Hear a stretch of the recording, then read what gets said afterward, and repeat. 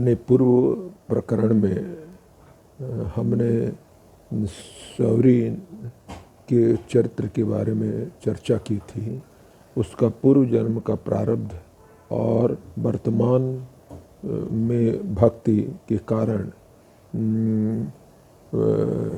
भगवान उसके यहाँ आ गए। अपने जाते वक्त यह बोल के गए थे कि तुमको कहीं इधर उधर नहीं जाना है और यही आश्रम में भगवान की आराधना करना है। मतंग ऋषि के बात पर वो अडिग रही और हर दिन भगवान के आने की प्रतीक्षा करती रही। और एक दिन सुदिन आया जिस दिन भगवान अपने और लक्ष्मण जी के साथ उसके आश्रम में आ गए। उसके देखने जैसे ही भगवान का दर्शन हुआ, शिवरी किंग कर्तव्य विमूढ़ हो गई। सोचने लगी कि क्या करें। उसका जन्म नीच जाति में हुआ है और वो औरत है। उस समय औरत पर बड़ा प्रतिबंध था, लेकिन भगवान ने उसे बताया कि भक्त और भगवान में भाव का संबंध होता है। इसके बाद से वह तुरंत साष्टांग दंडवत करके उठी और भगवान राम और लक्ष्मण को उच्च आसन पर विराजमान कराई और उसके बाद से उनके पैरों का जल से धोई और फिर नवेद के रूप में फल जो तोड़ी थी, फल फूल वो ले आके रख दी और आग्रह की कि भगवान इसको ग्रहण करे। भगवान सचमुच वो उसको लेने लगे और उसके बाद से बताए कि इसमें अद्भुत स्वाद है। भोजन जिसमें अद्भुत स्वाद है, हमारे धर्म ग्रंथों में 3 जगह इसका विवरण मिलता है। एक तो महाभारत में जब शांति दूत बन के भगवान गए थे दुर्योधन को समझाने के लिए, तो दुर्योधन दुशासन को बुला के बोला कि 56 भोग बनना चाहिए। कृष्ण आ रहे हैं शांति दूत के रूप में, छल के चले जाएंगे, उनको ठगने के लिए खाना अच्छा होना चाहिए और इस तरह से खाना बना। लेकिन शांति प्रस्ताव फेल हो गया। भगवान कहे कि हित वचन नहीं तूने माना, मैत्री का मूल्य न पहचाना, तो लो मैं अब जाता हूँ, अंतिम संकल्प सुनाता हूँ, याचना नहीं अब रण होगा। भगवान वहाँ से गायब हो गए और विदुर रानी जो आकुल व्याकुल थे कि भगवान से दर्शन होता, विदुर जी कहे कि हम सुरक्षा में लगे हुए हैं। अचानक भगवान विदुर जी के घर पर पहुंच गए और विदुरानी खिला रही है केला, उसमें गुद्दा को फेंक देती है और छिलका खिला रही है। विदुर जी आए तो कहे कि ये क्या कर रही हो। भगवान ने कहा कि जो स्वाद मिल रहा था तो ख़त्म हो गया।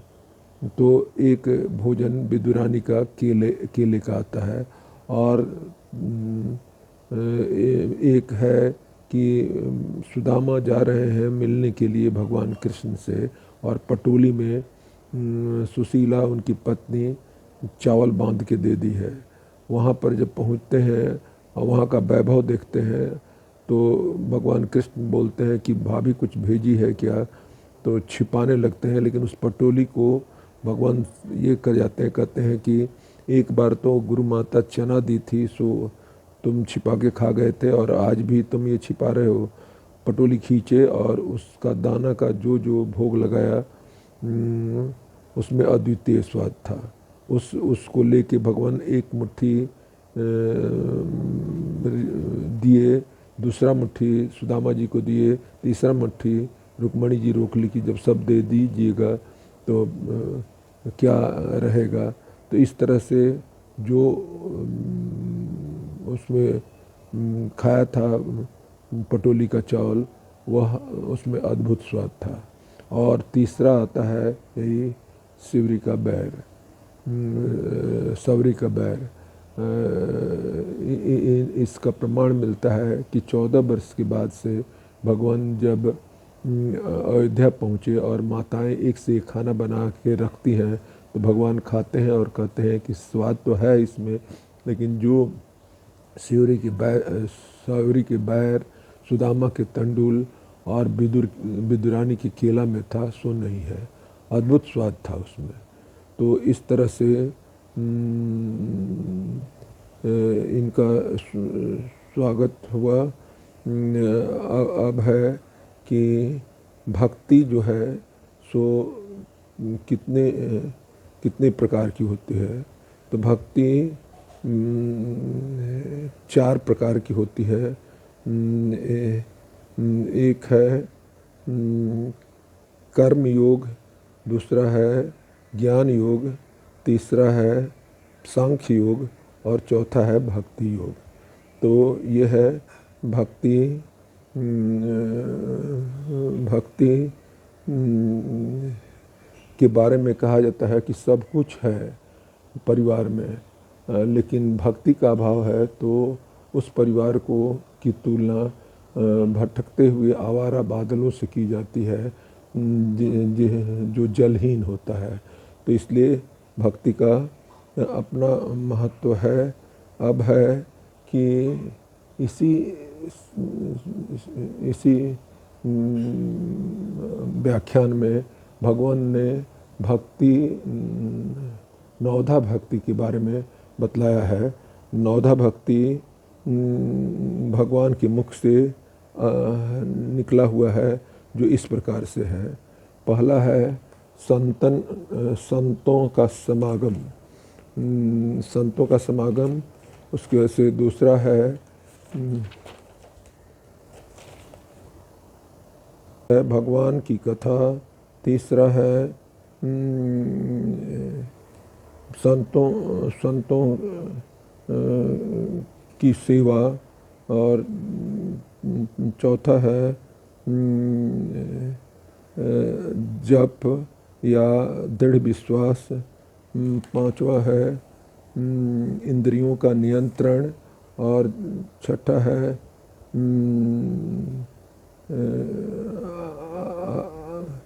जगत में मेरा ही भगवान का ही नाम का कीर्तन और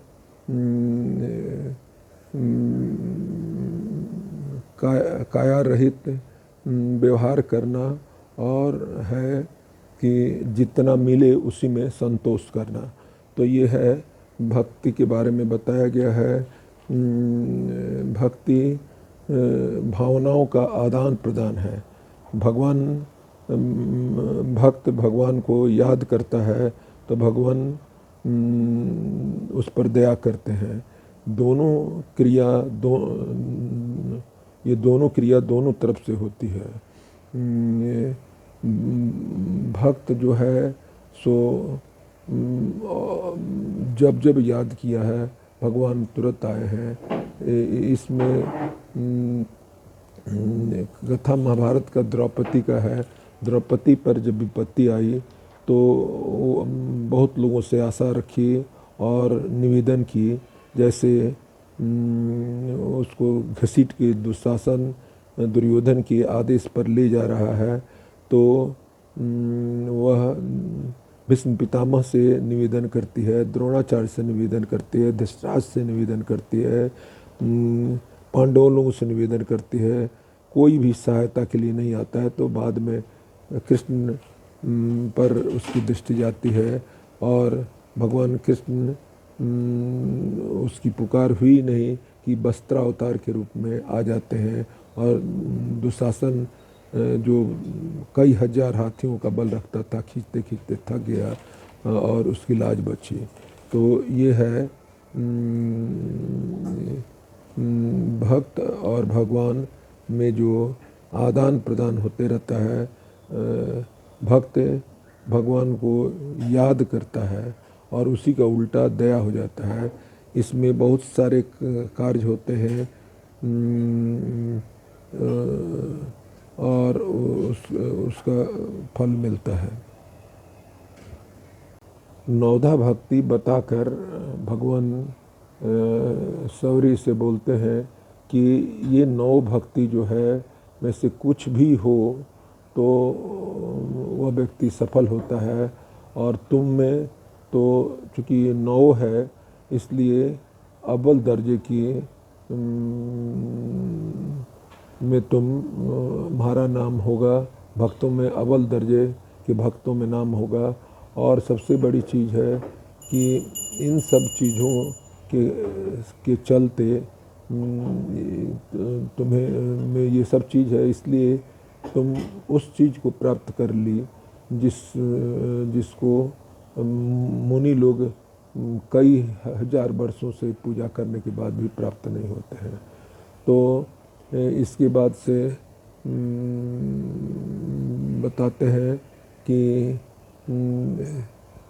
युग, जैसे सतयुग, द्वापर, त्रेता और कलयुग। सतयुग में धर्म बहुत अधिक था, जाप, तप, दान, धर्म, यज्ञ, ये सब बहुत हुआ करते थे और इसके द्वारा पूजा बहुत बहुत दिन तक होती थी। उसके बाद से भगवान मिलते थे। सतयुग समय भी बहुत ये था, लंबा था।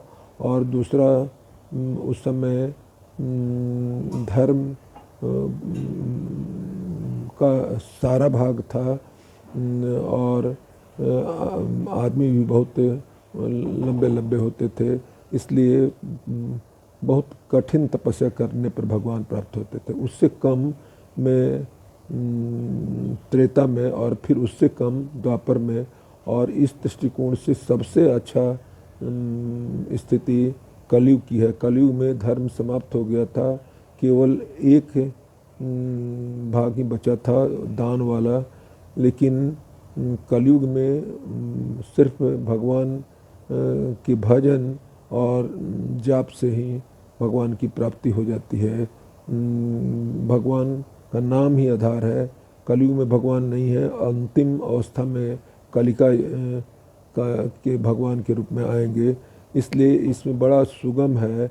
कहा भी गया है कलिका मन भगवान के आधारे, भगवान के नाम के आधारे भगवान मिल जाते हैं। तो इस तरह से